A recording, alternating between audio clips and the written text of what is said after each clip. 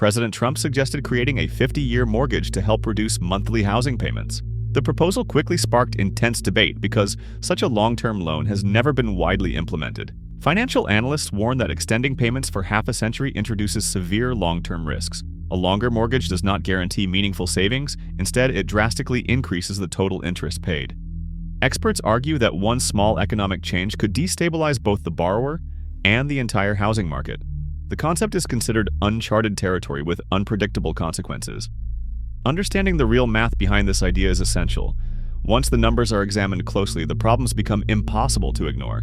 To see why the idea is controversial, it's important to understand how the traditional 30-year mortgage works. This loan structure was widely adopted after World War II to help families afford newly built homes. Over time, it became the standard because it offered stable payments and predictable terms. Today, more than 90% of buyers choose the 30-year option due to its accessibility. However, interest on this mortgage is heavily front-loaded, meaning most early payments go toward interest rather than principal. Equity builds extremely slowly during the first decade of ownership. Many homeowners don't realize how little of their payment actually reduces the loan in the beginning. This structure shapes the entire housing. Most homeowners end up selling their homes after roughly 12 years, meaning they barely touch the principal before moving. Even if they keep the property for the full 30 years, the final amount paid is almost double the initial purchase price. This leads some buyers to consider 15-year mortgages, which reduce interest dramatically but raise monthly payments significantly. On a $500,000 loan, the difference between a 15-year and a 30-year payment can exceed $900 per month. Naturally, most people choose the lower payment option. This creates the illusion that a 50-year mortgage would provide even greater savings. In reality, the savings are tiny, and the risk becomes enormous. When people hear about a 50-year mortgage, they assume it will drastically reduce their monthly payments. However, the math shows something completely different. Extending a loan to 50 years lowers affordability by less than 8%, which is almost nothing. Borrowers end up paying significantly more interest across their lifetime. Even worse, lenders will almost certainly charge higher rates for such a long-term loan due to increased risk.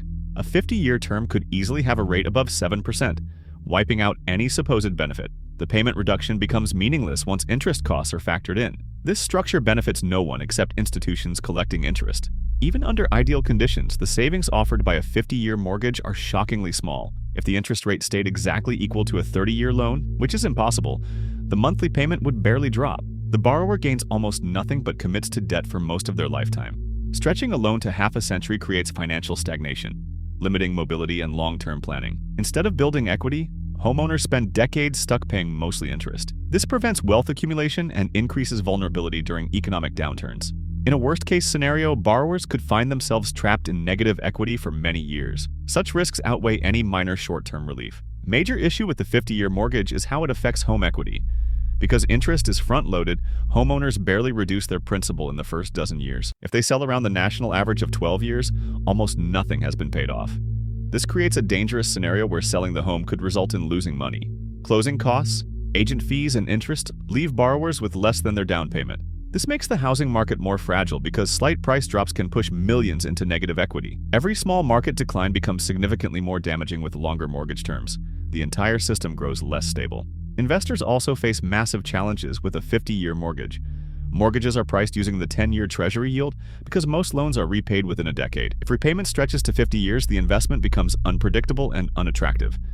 If rates go down, borrowers refinance and the investor loses. If rates go up, investors are stuck with a low-yield loan for half a century. The risk becomes unbalanced and financially unsound. For lenders, underwriting such a mortgage creates enormous exposure to economic swings. This means interest rates must rise to compensate, making the product even less appealing. The structure simply cannot function efficiently.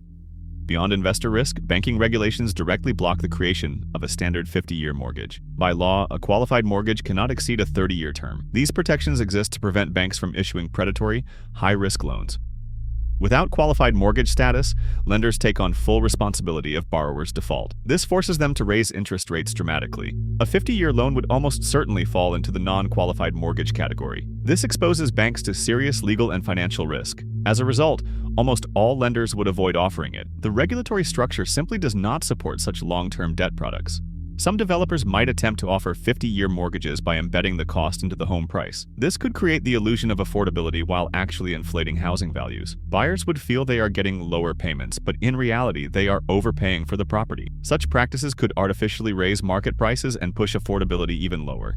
This situation mirrors past housing bubbles where loan structures were manipulated. Long-term debt stretches financial stress across generations, turning houses into multi-decade obligations. Without strict oversight, this could produce a dangerous cycle of inflated prices and unsustainable debt. The consequences would be widespread.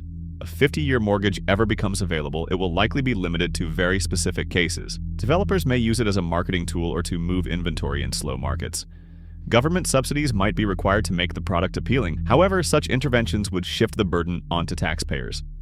This creates a long-term cost to society simply to support an inefficient lending product. Instead of solving affordability, it masks the real issue: lack of available housing. The solution lies in increasing supply, not extending debt. Any policy that encourages lifelong mortgages introduces more problems than it solves. Structural reform is required around unlocking more inventory. Increasing capital gains exclusions would encourage homeowners to sell. Allowing borrowers to transfer their existing mortgage rate to a new home would free low-rate owners to move. Updating tax deductions for mortgage interest could stimulate healthy home turnover. These measures reduce pressure without requiring risky long-term loans. In contrast, a 50-year mortgage does nothing to improve supply. It merely stretches payments without addressing the core issue. Policies must make movement easier, not debt heavier. Only then can the housing market regain balance and stability. Ultimately, a 50-year mortgage is a financially flawed concept. It offers minimal monthly savings while dramatically increasing total interest paid. Borrowers face decades of slow equity growth and heightened risk of negative equity. Lenders and investors take on unacceptable levels of exposure. Regulations make widespread adoption nearly impossible. The idea gains attention because it sounds appealing, not because it works. Mathematics, economics, and market behavior all point to the same conclusion. Long-term debt is not the answer to affordability issues. True solutions require reforms that increase supply and mobility, not loans that last a lifetime. A 50-year mortgage may sound like an innovative solution to America's housing crisis, but economists argue it could reshape the entire market in ways that most people aren't prepared for. President Trump's suggestion to explore ultra-long home loans sparked nationwide debate because the concept pushes borrowing deeper into the future than ever before. At first glance, stretching payments across half a century appears to lower monthly costs, making home ownership seem more attainable for millions of families who feel locked out of the market. However, when financial analysts examined the numbers closely, the risks outweighed the appeal.